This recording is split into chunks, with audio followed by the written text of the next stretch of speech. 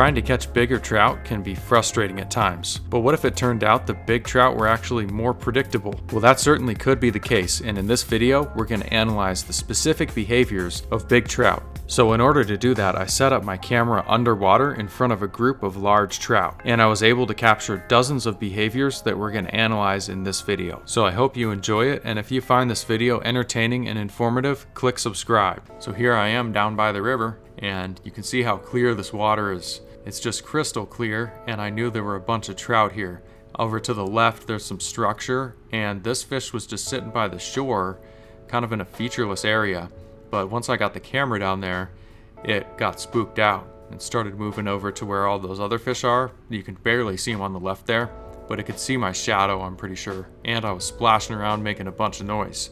So that could mean that in the featureless areas, the fish are going to be more wary because there's nothing to hide behind and they just kind of feel like sitting ducks. So that might not be a very productive place to fish. Whereas by this log here, you can see the two fish on the right. One of them did move out, but the other one's still hanging out because it feels safe behind that structure. So we're gonna keep moving down to this tree that's fallen that just goes straight across the entire river. And you can see that there's some fish in the distance there, and I'm getting closer and closer. I had one camera set up to the right, and then here's one set up to the left. And you can see two fish go by laterally, and one of them had something trailing behind it. I think that's a bit of fishing line and a fly that maybe broke off. So that tells you this is definitely a pressured spot. So I had the camera set up right here that was about 10 minutes, and then I wanted to move it into an even better spot. And I got it in there for about 40 minutes, and we're gonna see what their movement looked like for 40 minutes. And then I'm gonna go back and we're gonna break down all the moments of interest so we can try to understand these fish a little bit better. So check out the movement of these trout by this fallen tree. You can tell that the bigger the trout, it seems like the less they move.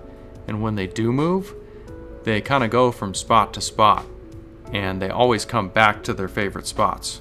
And you can also see some little fish running around on the bottom, and they kind of just wander aimlessly. But that actually makes the bigger fish easier to predict because they have their favorite areas and they seem to come back to them.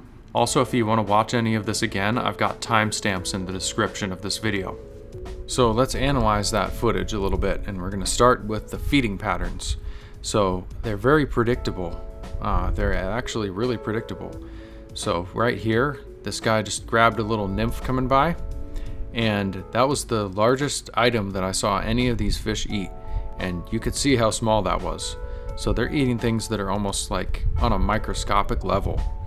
So there they are going up to the surface as well. So I would suggest using something smaller and smaller. So if you're not getting any bites, go smaller. You're still not getting any bites, go even smaller, especially when the water's this clear, because they're so visual. They're gonna be able to see what you're presenting to them. So if you can present a small item, that's what they're looking for. Even the biggest fish can hit the smallest fly. And in fact, the biggest trout that I've caught, I caught on a number 20 copper john, which is really, really small. And here's the biggest trout in the area, and it was probably eating the smallest foods. I couldn't even see that. So they're almost like filter feeders, and they just eat little things all day, and then it adds up, and that's how they can keep their energy up. So another thing I noticed about that big trout was that it was more aggressive than any of the other trout, and it was chasing fish out of that spot. It didn't want anyone else to get all that food.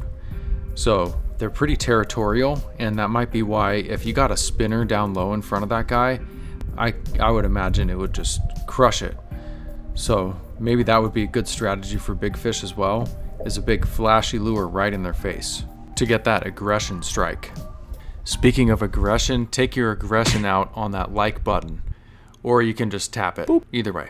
So here's what was going on just upstream of that tree, and you can see it's pretty featureless, and there's one fish down on the bottom right that is just sticking in that spot the whole time. But other than that, fish are just moving through and not really spending any time here, with the exception, of course, of that one fish. So we're going to zoom in on that, and you can see it on the bottom right there. This fish was sticking on the bottom, but also looking to the top and surfacing multiple times. So it was willing to expend the energy to rise up to the surface if it was a food source that was enticing to it. So it ate so many times though, it probably ate like 10, 20 times in that 40 minutes.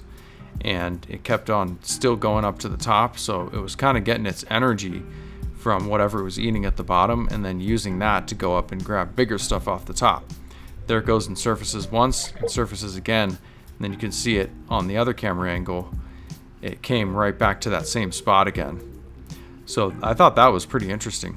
So here's a little fun fact. Something I kept seeing was the fish were yawning, and it's pretty funny, but I guess they actually do that to realign their jaws or to intake more oxygen, or also to warn off predators.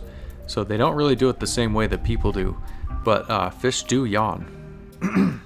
So if you want to see the uncut underwater footage from this video and from other videos as well, check out my Patreon. It's linked in the description, and all access is only $5 a month. It really goes a long way to helping the channel, and I also have some free content on there as well. So thank you for watching, and I'll see you next week.